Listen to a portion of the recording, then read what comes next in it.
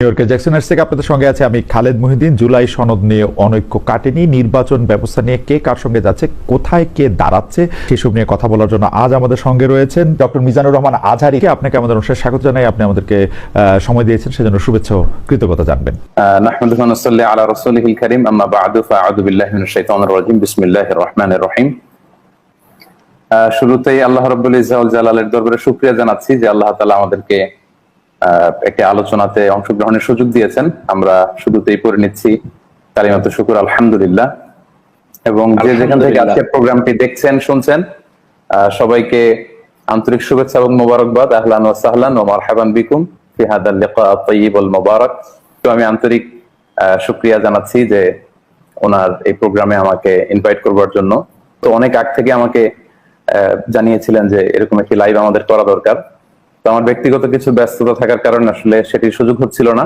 মানে আমারও খুব ইচ্ছা ছিল যে ভাইয়ের সাথে একটি প্রোগ্রামে জয়েন করব, কিছু কথা শেয়ার করব, পরে ব্যাটে বলে হচ্ছিল না এবং দেরি করে হলেও আলহামদুলিল্লাহ আমরা একসাথে এসেছি এবং লাইভে বসেছি। আলহামদুলিল্লাহ, আল্লাহর মেহেরবানি। আপনি এই শারিয়া ভিত্তিক শাসন ব্যবস্থার যে কথা বলছেন, সেইটা আমি আগেও আপনাকে এই প্রশ্ন করেছিলাম, আবারও আপনাকে এই প্রশ্ন করতে চাই যে আপনারা যে শারিয়া শাসন চান, সেই রকম কোন শারিয়া শাসন এই মুহূর্তে পৃথিবীর কোন জায়গায় আসলে চলছে কিনা?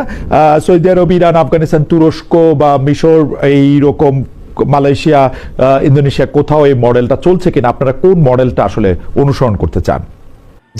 জামাতটা নিয়ে আপনার অনেক আছে। জামাতটা যদি বলেন আপনি সরকার চালায়, জামাত সরকার চালাইতে পারবে, কারণ সে ওই পড়াশোনা করেছে, সেই জ্ঞান অর্জন করেছে। সে ভালো খারাপ, আমি জামাতটা ভোট দেন না দেন আমি সেটা বলছি না, কিন্তু যদি আপনি সেইখানে আপনি কমি মাদ্রাসার একজনকে দাঁড় করান, আপনাদের হাতে দিয়ে দেওয়া হবে। আমি চরমনায় পীর সাহেবরে আর ওনার নায়েবে আমির কি যেন ওনারা আছেন, দুইজনরে বানাই দিলাম। না ভাই, এই ব্যাপারে আমার একটু আছে। এই ব্যাপারে আমাকে দিয়ে দেন, ইনশাআল্লাহ আমরা পারবো। ইনশাআল্লাহ আমাদেরকে দিয়ে দেন। আশীর্বাদনান ভাই, আমরা আছি। আব্দুল্লাহ আশীর্বাদনান ভাইরা তো আপনারা তো আর কোনো ইয়েতে নাই। না না না, আমি ওটা বলতেছি না। ভাই এখন পড়াশোনা করেন কোথায় জানেন? আশীর্বাদনান ভাই কি করছেন? আশীর্বাদনান ভাই কিন্তু দাওরা হাদিস না খালি।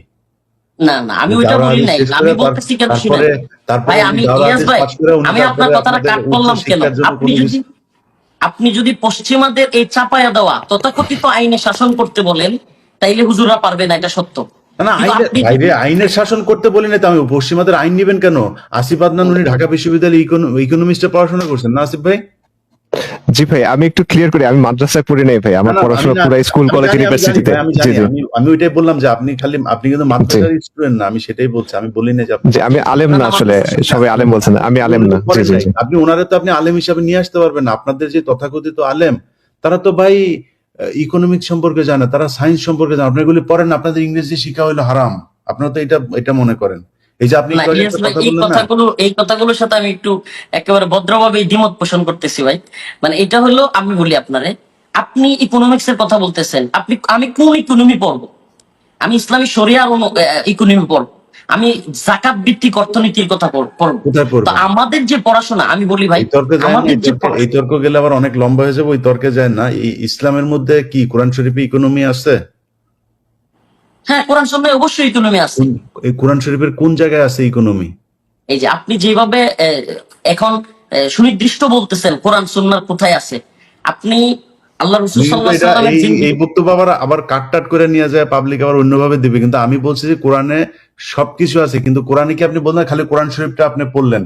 এই কোরআন শরীফ আপনাকে বলছে ভাই, এই কোরআন শরীফ আপনাকে বলছে আপনি যান চিনে যান। আপনি আমার কাছে মনে হয় আমরা একটু সাইড ট্র্যাক হয়ে যাচ্ছি। মূল বিষয়টা হলো যে অবশ্যই আপনার জ্ঞান রফিক কমি মাদ্রাসা, আপনি কোরআনের আলাপে গেলাম না। আপনি কমি মাদ্রাসার কোথায় ইকোনমি পড়ান? আপনি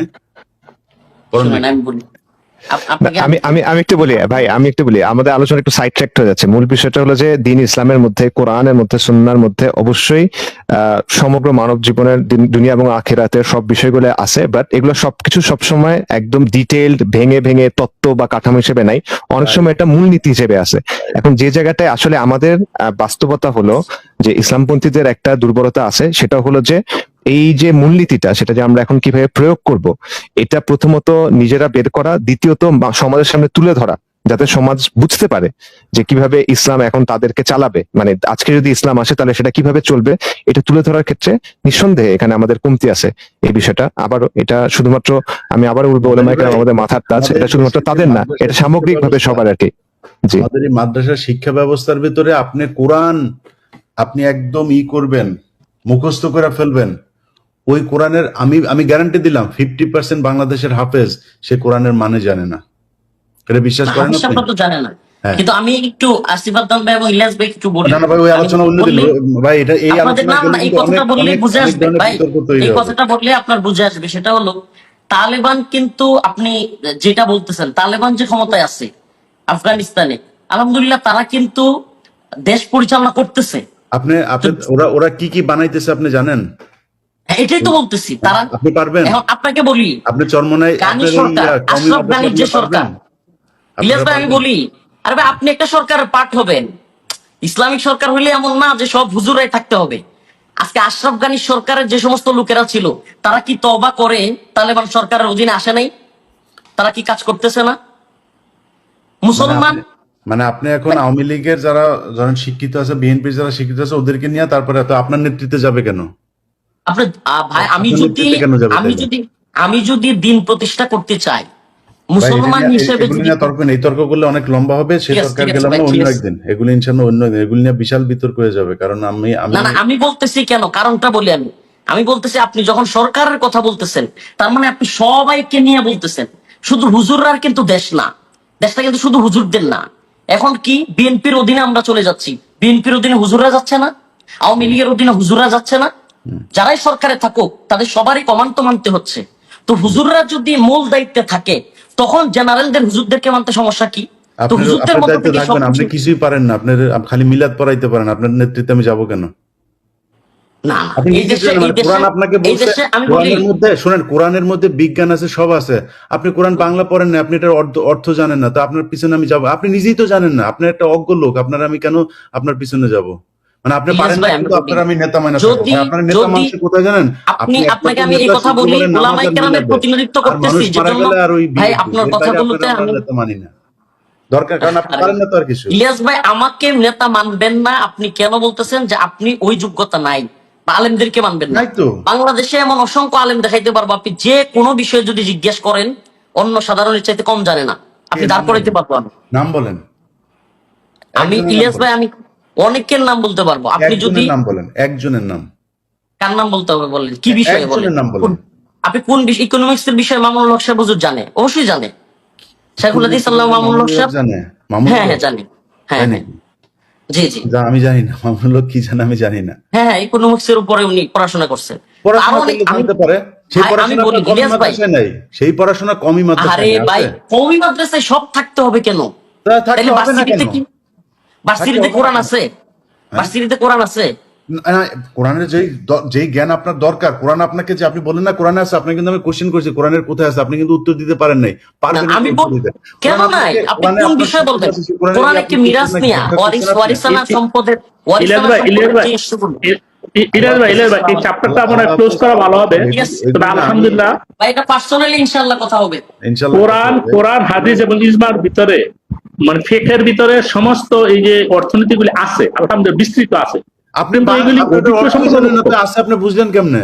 আপনি তো এটা অর্থই জানেন না, আপনার কমি জি। মাদ্রাসার সেই অর্থই পড়ায় নাই, তো আপনি জানলেন কেমনে? আপনি হাফিজি মাদ্রাসা খালি কোরআন শরীফ, এত হাফেজ পৃথিবীর কোনো দেশে নেই আলহামদুলিল্লাহ, কিন্তু আপনি সেই তারে কোরআনের অর্থটাই জানাইলেন না, সে তো অর্থই জানে না। আপনি তারে দিয়ে আপনি কি করাবেন? এটা কি বলছে আমাকে কোরআন, আপনি কেমনে? না না, এখানে তো তাফসীর কারো কাছে, শুধু হাফেজরা জানতে হবে এরকম না। আপনি যদি বলি যারা ক্লাস ফিকহে পড়ে, ভাই, আপনি ওগুলি চ্যাপ্টার আলাদা। শুনেন, আপনাদেরকে আমরা শুনেন, ধরেন একটা ক্লাস 8 পড়া ছাত্র কি ইকোনমিক্স জানে? ভাই মনে করেন যে আমার ক্লাস 8 পাস, ইকোনমিক্সের একটা 8 শাখা, পাস কোন ছাত্র কি ইকোনমিক্স জানে? শাখার মধ্যে সবচেয়ে ভালো পিএইচডি করে আসছে সবচেয়ে ভালো ইউনিভার্সিটিতে, সে হলো ওইটার হেড হিসাবে তারে বসা, কারণ কি সে ওইটার এক্সপার্ট। বুয়েটের যে এক্সপার্ট ইঞ্জিনিয়ার, একজন সিভিল ইঞ্জিনিয়ার, তার সবচেয়ে ভালো ওনাকে ওইখানে বসে, কারণ উনি ওইটার এক্সপার্ট। আপনি এক্সপার্ট কিসের বলি? আপনি এক্সপার্ট হইছে পোলাপানের মুসলমানি দিলে, আর বিয়ে, আর হইলো গিয়া ওই যে আপনার এই এই কি বলে এটা, মারা গেলে করে যে আপনার, আরে জানাজাতে, আর হইলো মিলাদ।